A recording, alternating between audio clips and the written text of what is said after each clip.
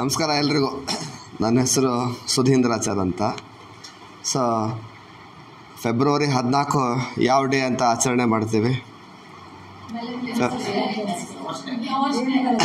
So ಅಂದರೆ ಅದನ್ನು ಏನು ಎಲ್ಲರೂ ಏನು ಅಂದ್ಕೊಂಡಿರೋ ತಲೆಯಲ್ಲಿ ಏನು ಬಂತು ನಾನು ಹೇಳಿದ ತಕ್ಷಣ ಅಂತಂದರೆ ಗಂಡ ಹೆಂಡತಿ ಮಾಡೋ ಪ್ರೀತಿ, ಅಥವಾ ಏನೋ ಇನ್ನೂ ಒಂದು ಸ್ವಲ್ಪ ಎಕ್ಸ್ಟೆಂಡ್ ಮಾಡಿ ಹೇಳಬೇಕು ಅಂದರೆ ಲವರ್ಸ್ ಮಾಡೋ ಪ್ರೀತಿ ಅಂತ ಅರ್ಥ ಬಂತು. ಆದರೆ ಇವತ್ತು ನಾನು ಆಯ್ಕೆ ಮಾಡ್ಕೊಂಡಿದ್ದು ವಿಷಯ ಪ್ರೀತಿ ಅಂತ.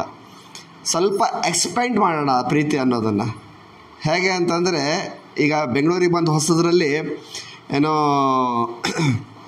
ಅವಾಗ ಒಂದು ರೇಡಿಯೋದವರು ಒಂದು ಮಾತು ಹೇಳಿದರು. ಸೊ ಪ್ರೀತಿ ಅಂತಂದರೆ ಬರೀ ಅವರಿಬ್ಬರ ಮಧ್ಯದಲ್ಲೇ ಅಲ್ಲ, ಗಂಡ ಹೆಂಡತಿ ಅಥವಾ ಲವರ್ಸ್ಗಳ ಮಧ್ಯದಲ್ಲಿ ಅಲ್ಲ.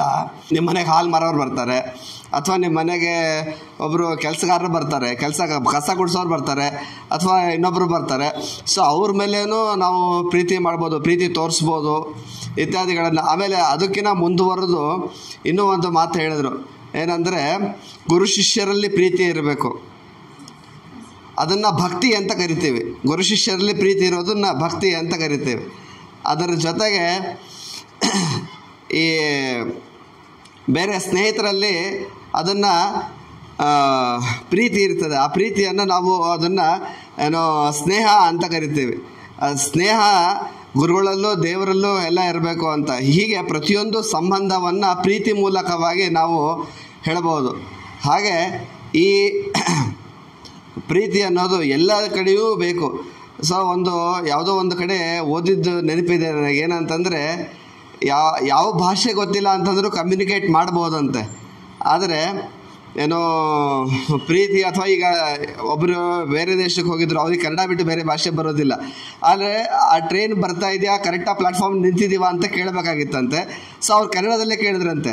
ಅವ್ರ ಭಾವನೆ, ಅವರು ಪ್ರೀತಿ ಇದರಿಂದ ಒಳ್ಳೆಯ ರೀತಿಯಿಂದ ಮಾತಾಡಿದ್ದು ಅವ್ರಿಗೆ ಅರ್ಥ ಆಗಿ ಕರೆಕ್ಟಾಗಿ ನಿಂತಿದ್ದೀರಿ, ಸೊ ಇಲ್ಲೇ ಟ್ರೈನ್ ಬರುತ್ತೆ, ಈ ಟ್ರೈನ್ ಇಲ್ಲೇ ಬರುತ್ತೆ ಅಂತ ಹೇಳಿ ಇದನ್ನು ಮಾಡಿದ್ರಂತೆ. ಹಾಗೆ ಈಗ ನಾವೆಲ್ಲ ಏನು ನಾಳೆ 14ನೇ ತಾರೀಕು ವ್ಯಾಲೆಂಟೈನ್ಸ್ ಡೇ ಆಚರಣೆ ಮಾಡ್ತಾ ಇದ್ದೀವಿ. ನಾವು ಒಬ್ಬರಿಗಾದ್ರೂ, ಸೊ ನಮ್ಮ ಫ್ಯಾಮಿಲಿ ಮೆಂಬರ್ಸಿಗೆ, ನಮ್ಮ ಫ್ರೆಂಡ್ಸ್ ಸರ್ಕಲ್ಸಿಗೆ ಅವತ್ತು ವಿಶ್ ಮಾಡೋಣ. ಸೊ ಆ ಏನೋ ಒಂದು ಕಾನ್ಸೆಪ್ಟ್ ಇದೆ. ಇನ್ನೊಂದು ವಿಷಯ ಹೇಳೋದು ಮರ್ತಿದ್ದೆ. ಏನಂದರೆ, ದೇಶ ಪ್ರೇಮದ ದಿನ ಅಂತೇಳಿ ಆಚರಣೆ ಮಾಡೋಣ ಅಂತ ಸ್ವಲ್ಪ ವರ್ಷದ ಕೆಳಗೆ ಬಂತು.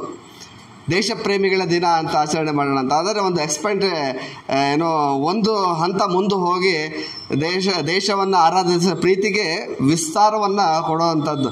ಹೀಗೆ ನಮಗೆ ಯಾವುದು, ಈಗ ನಾನು 5-6 ವಿಷಯ ಹೇಳಿದ್ದೀನಿ, ಇದರಲ್ಲಿ ನಮಗೆ ಯಾವುದು ಚೂಸ್ ಆಗುತ್ತೆ, ಸೊ ಅದನ್ನು ನಾವು ಸೆಲೆಕ್ಟ್ ಮಾಡಿಕೊಂಡು ಆ ರೀತಿ 14ನೇ ತಾರೀಕು ಆಚರಣೆ ಮಾಡೋಣ ಅಂತ ನನ್ನ ವಿಷಯವನ್ನು ಹೇಳ್ತಾ ಇದ್ದೀನಿ. ಬಿಸ್ನೆಸ್ ಜ್ಞಾನ ಭಂಡಾರದಲ್ಲಿ 3 ಪುಸ್ತಕ ಇರುತ್ತೆ. 3 ಪುಸ್ತಕ ಸೇರಿ ತುಂಬಾ ಕಡಿಮೆ ಬೆಲೆಗೆ, ಅಂದ್ರೆ ಪ್ರಿಂಟಿಂಗ್, GST ಮತ್ತೆ ಸರ್ವಿಸ್ ಕೊರಿಯರ್ ಚಾರ್ಜಸ್ ಬಿಟ್ರೆ ಮತ್ತೇನು ತಗೊಂತ ಇಲ್ಲ. ಟೀಮ್ ಕಟ್ಟೋದು ಹೇಗೆ, ಕಡಿಮೆ ಸಮಯದಲ್ಲಿ ಹಣ ಹೇಗೆ ಗಳಿಸಬಹುದು. ಸೊ ತುಂಬಾ ಜನ ಪುಸ್ತಕ ತಗೊಂತಿದ್ದಾರೆ, ತುಂಬಾ ಕಡಿಮೆ ಸ್ಟಾಕ್ ಅವೈಲೇಬಲ್ ಇದೆ. ಆದಷ್ಟು ಜಲ್ದಿ ತೆಗೆದುಕೊಳ್ಳಿ. ಹಾಗಾಗಿ ಅಂಬೇಡ್ಕರ್ ಅವರು ಒಂದು ಮಾತು ಹೇಳಿದ್ದಾರೆ, ಯಾರು ಶಿಕ್ಷಣವನ್ನು ಪಡಿತಾರೆ ಅವರು ಹುಲಿಯ ತರ ಗರ್ಜನೆ ಮಾಡಬಹುದು ಅಂತ. ಹಾಗೆ ನಾನು ಕೂಡ ಹೇಳ್ತೀನಿ, ನೆಟ್ವರ್ಕ್ ಮಾರ್ಕೆಟಿಂಗ್ ಅಲ್ಲಿ ಯಾರು ಜ್ಞಾನವನ್ನು ಪಡಿತಾರೋ ನೆಟ್ವರ್ಕ್ ಮಾರ್ಕೆಟಿಂಗ್, ಅವರು ನೆಟ್ವರ್ಕ್ ಮಾರ್ಕೆಟ್ ಅಲ್ಲಿ ಹುಲಿ ತರ ಗರ್ಜನೆ ಮಾಡಬೇಕು ಅಂತ ಹೇಳಿದ್ರೆ ಈ MLM ಬಿಸ್ನೆಸ್ ಜ್ಞಾನ ಭಂಡಾರ ಪುಸ್ತಕನ ಇವತ್ತೇ ಖರೀದಿ ಮಾಡಿ. ಸೊ 97393139 ಈ ನಂಬರ್ಗೆ ಕಾಲ್ ಮಾಡಿ, ನಾನು ನಿಮಗೆ ಹೇಗೆ ತಗೋಬೇಕು ಅಂತ ಹೇಳ್ತೀನಿ. ಫ್ರೀ ಹೋಮ್ ಡೆಲಿವರಿನೂ ಇರುತ್ತೆ.